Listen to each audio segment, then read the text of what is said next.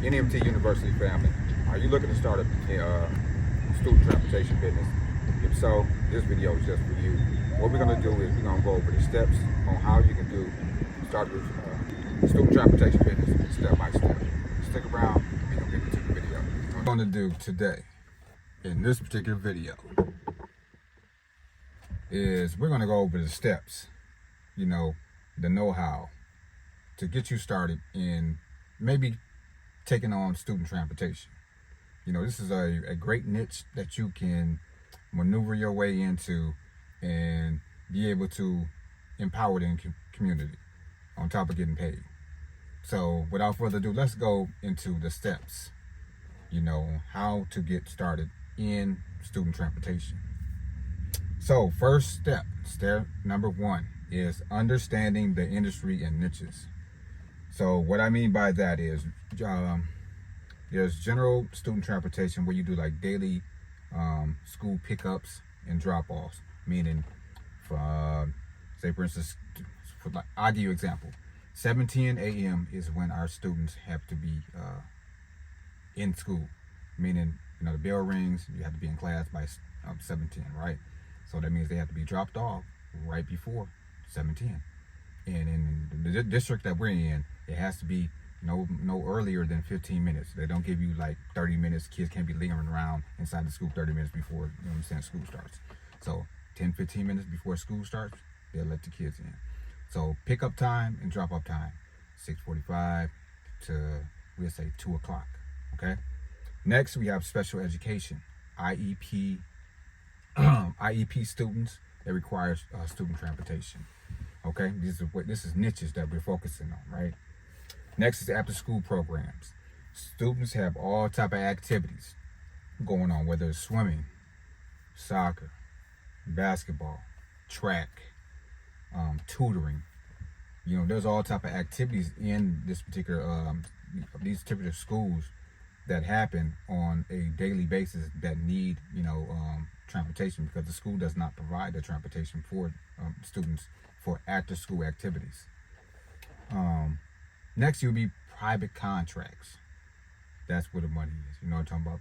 Get you a private contractor. What I mean by private contractor is, say for instance, you run into somebody maybe at a school board meeting or something like that, and their particular child has anxiety and they don't want to be around a lot of students, or you have people that may be well off or be able to afford private transportation, and that's where you come in at.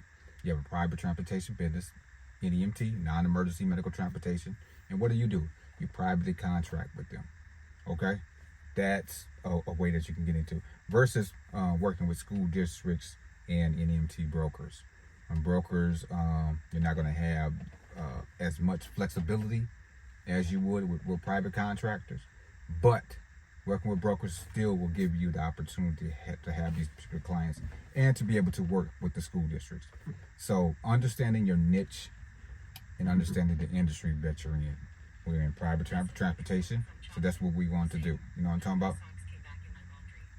I appreciate, just try to, work your way into that particular niche. Okay, so now what we're going to talk about now is we're going to talk about legal requirements and licensing. Okay, this is really important because the key word of what I said in there is legal. So you have to get your business structured and registered. Register your business as a LLC or corporation. Get your EIN number from irs.gov. Obtain your business license in your state if it is required. More than likely, when you're dealing with the school boards, there's certain things that you have to do and have lined up in order for you to get that contract with that particular school district. Special licensing and certifications. Okay, we have certain licensing and certifications that you may need depending on your state and county that you're working with. You may need a commercial driver's license, CDL, if operating large vehicles, meaning those 8-passenger vans, You know, the Sprinter vans and things like that, you may need a CDL. Passenger endorsement. We talked about this before. Okay, passenger pass certification endorsement. What about CPR and first aid? CPR first aid certification. You're going to be dealing with children. Guess what? I would think, you know what I'm talking about, if I were you, I would get certified regardless. You're going to be required to get your CPR certification. So just get that out the way. You know, pay your little $37 to $99, up to $129 to take the first aid class and get certified. Because guess what? You're going to need it eventually anyways. You know what I'm talking about? So go ahead and knock that out. After that, you need maybe a school transportation certification. They may require you to take a mini class on the weekend or, you know, after school hours, so you can be certified within their school district. Besides that, background checks and compliance is really, really important. So background checks, more than likely, 10 times out of 10, we're going to say 10 times out of 10, they're going to do a background check on you. And one of the things you can't be doing, you can't have anything on your record pertaining to messing with children, whether it's a physical abuse or sexual abuse. Can't be, so you can't have that on your record. And also, you may not be able to have any type of violent felonies. You know what I'm talking about? Because it's very, very hard to give somebody a contract knowing that, you know what I'm saying, that type of thing is lingering in your past. So hopefully, if you watch my other videos, if you do have something like that, go ahead and get your record expunged. Watch that video and follow those steps. Get your record expunged. Oh yeah, background checks. You may need Department of Transportation physical examination, FBI and state background checks, as well as a drug screening. Okay, I know some people, you know what I'm saying, even though it's legal, you know what I'm talking about, we like to blow some. But guess what? Got to be clean if you want to work with that school district. Okay, so drug screening is going to be required too. That is step number 2. Now we rolling on step number 3. Okay, so step number 3, I want to get you real close. Come here, you know what I'm talking about. Let me talk to you real quick. Vehicle requirements. Step number 3 is the vehicle requirements. Okay, so choosing the right vehicle is really important, whether you want to go ambulatory or wheelchair, depending on the type of student that you're going to be transporting, right? So we want to figure out if we're going to do a minivan, SUV, wheelchair accessible vehicle, or maybe even a sedan, okay? 4-door sedan, okay? School certified buses, whether it's the small, like 8 8-seater passenger bus, or if you're going to be working with ADA, American Disability Act compliant vehicles, which is transporting special needs children. So know what you're getting yourself into when you are dealing with these particular school districts, so you can know what type of clients. Because sometimes you can go to MDA, I ain't gonna say M because it's Department of Health and Human Services. In Michigan, where I'm at, it's MDHHS, Michigan Department of Health and Human Services. That's where we go. I don't know what it's called in your particular state, but I'm pretty sure that you would know. Okay, and if you do deal with them, then guess what? They'll let you know exactly what you need to do, be compliant to working with them. Next, insurance. Yeah, we all know we all dread the word insurance, right? Because it's so goddamn expensive. You know what I'm talking about? Come on, Progressive, Pathway, all you guys that offer these insurance services, you know what I'm saying, products and services, right? Let's get a break as far as rates go. So commercial auto insurance is what you're going to need, general liability insurance, and passenger liability coverage as well when you're dealing with school districts. So knowing this when you first get into the industry, it help you out, because then you'll be already structured and prepared when you go into these school districts. That's what this video is for, to give you the opportunity to prepare, to get signed up and contracted with your school districts. Okay.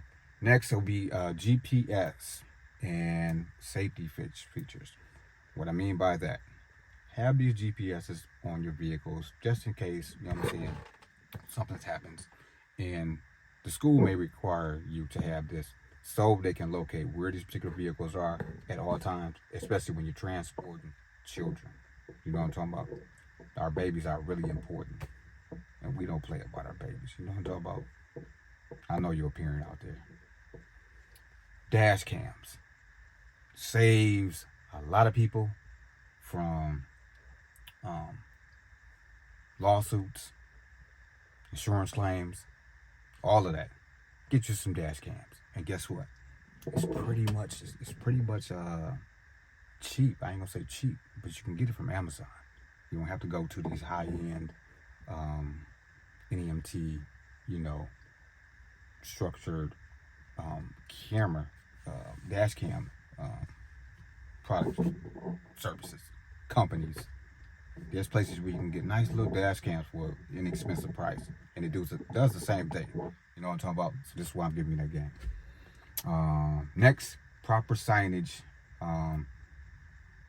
Like, if you are transporting kids, make sure you have your decal or wraps on your vehicle so your vehicle can be recognized.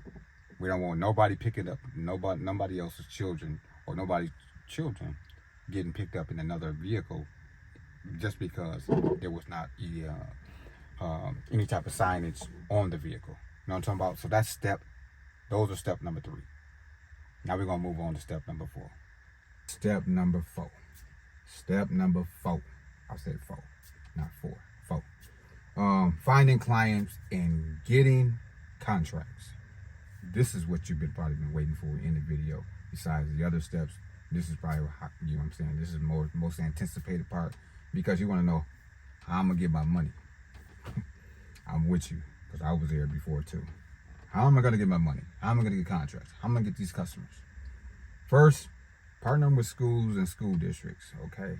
There's several ways that you can go about doing it. You can contact local school districts and special education departments directly. So if you have, we'll say, 4 or 5 elementary schools in your particular school district, contact them directly and go directly to those departments, special education departments or Department of Transportation. Who can you talk to at the transportation office?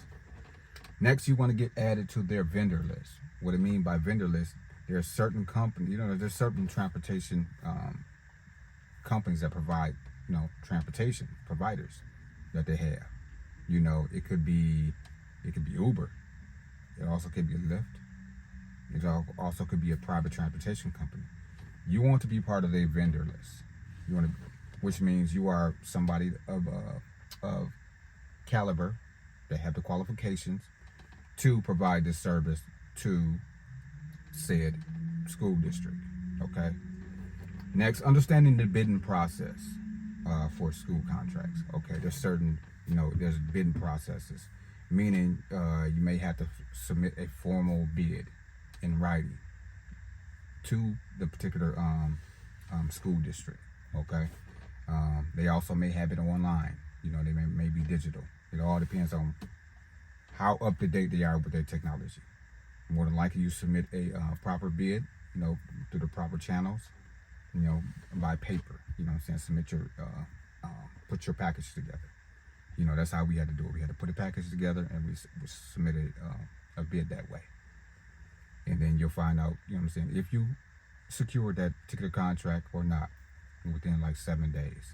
I believe it's like 7 to 10 days. Okay. Working with NEMT brokers. Okay. You could work with brokers in order to get these contracts as well. Mod of Care, VO, MTM. I believe they combine together. I can't remember. I believe it's VO and MTM combined together. Southeast Trans, Access to Care. So there's several brokers out there. Reach out to the brokers and see if they have. It's hard to let me back up. It's pretty hard to get these people on the telephone or returning emails. So don't get discouraged. You know what I'm talking about? You got to beat their door down. If I could, find a direct access number for you guys, I will put it on the screen. But it's pretty much, it's a hit or miss with them. But to get back to my point is reach out to, these brokers and see what they have available as far as partnering with them.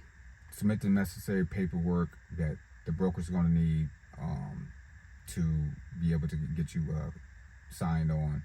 And then, just wait. Okay. And next, finally, private pay clients and local marketing. Okay. This is all part of step 4. Offer your services to parents. Okay. You see parents at school functions, games, grocery stores, the gym.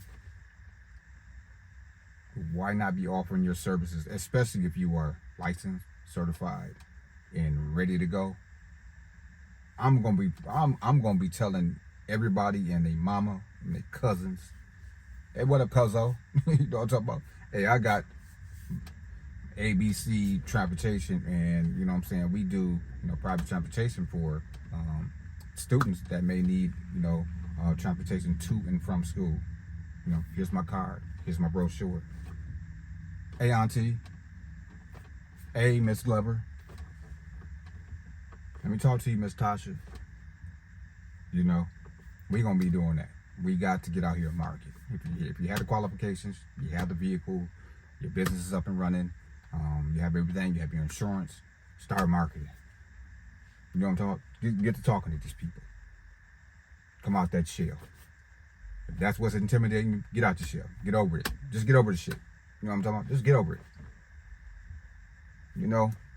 As much as you want to maybe be behind the scenes, this ain't that type of business. If you think you're gonna be behind the scenes, you can exit stage left, because this is not for you. You know what I'm talking about? They get real greasy out here sometimes. So this may not be the fit for you, because the door is gonna get shut in your face several times. And guess what? You got to keep on going, head on. You know what I'm talking about? Use social media, flyers, networking, school functions, anywhere that you can become visible and people can basically regurgitate your name out their mouth. You know what I'm talking about? So they know, okay, yeah, I'm going to deal with first aid transportation services. Blah. I know what they offer. They have Ford. I've seen their van. I've seen the plaque on the side of their van. Okay, that's how you do it.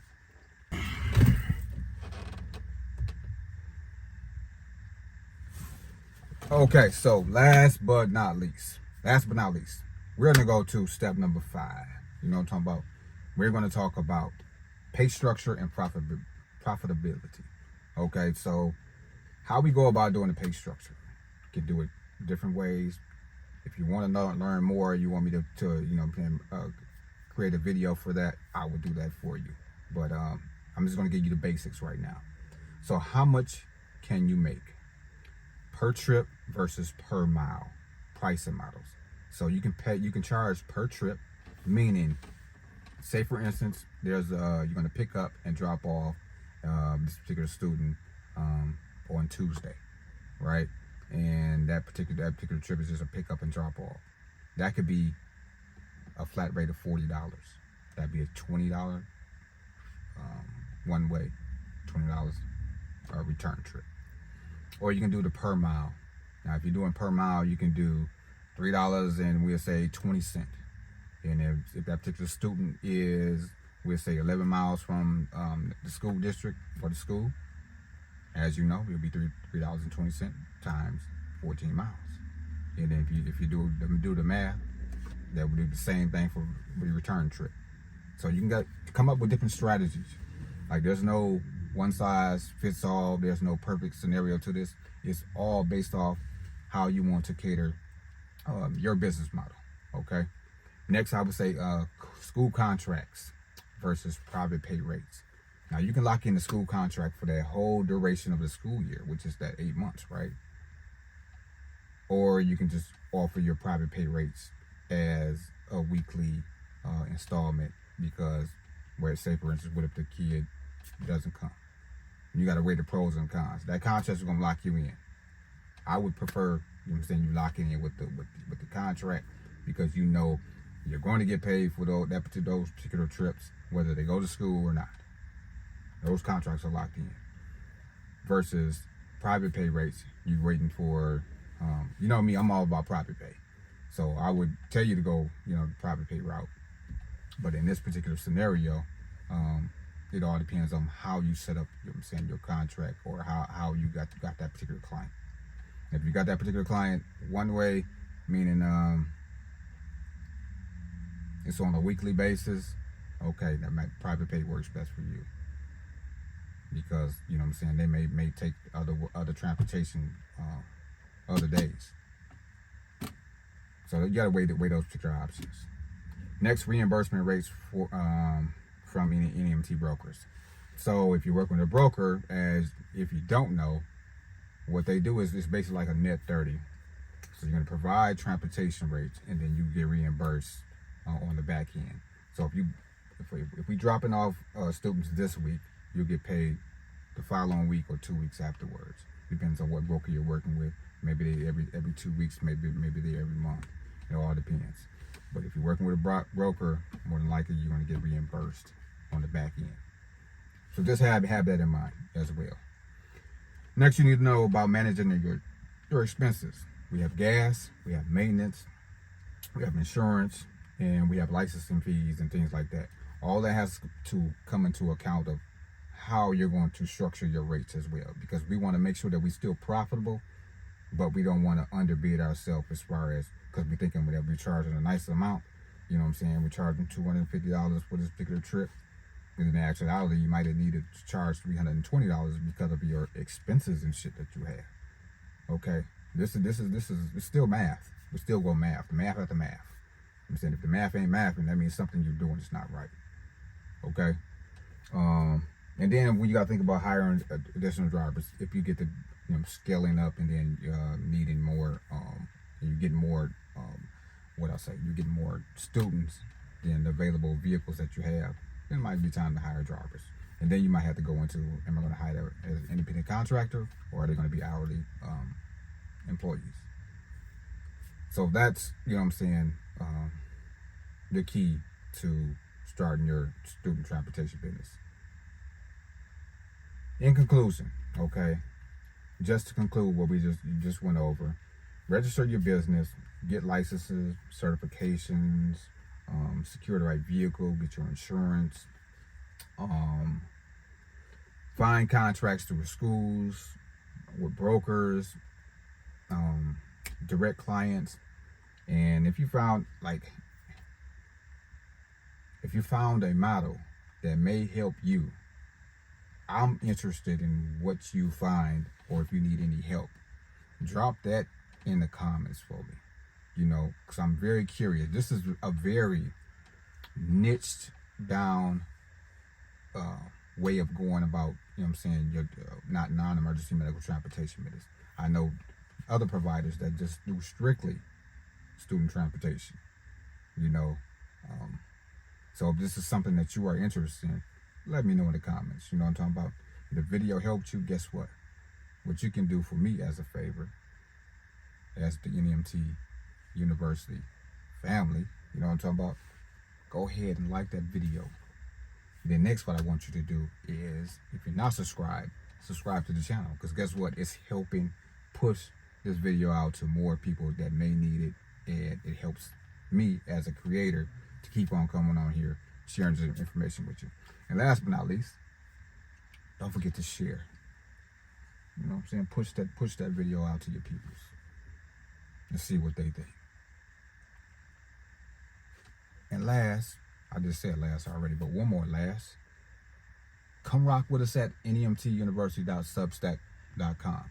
That's our newsletter community, where I have a podcast over there, as well as we have a weekly newsletter that I try to drop weekly. And guess what? I'm trying to iron out some things as far as having a monthly workshop, free monthly workshop. So without further ado, appreciate you. Peace, love, and light. Salute.